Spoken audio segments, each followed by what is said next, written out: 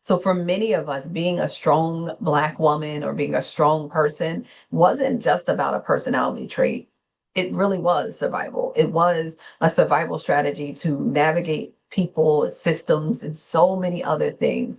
But strength meant that we endured it even when it cost us something.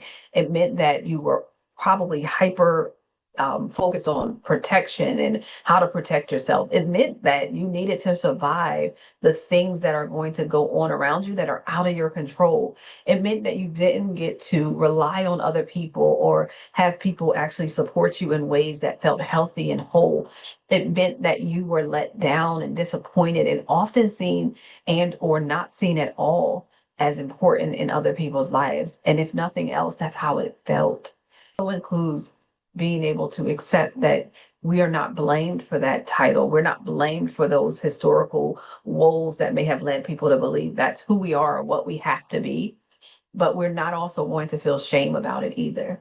That we need to understand it. We need to actually navigate it, notice it, acknowledge it, and then also find new ways to create strength and vulnerability that reflects a new strong Black woman.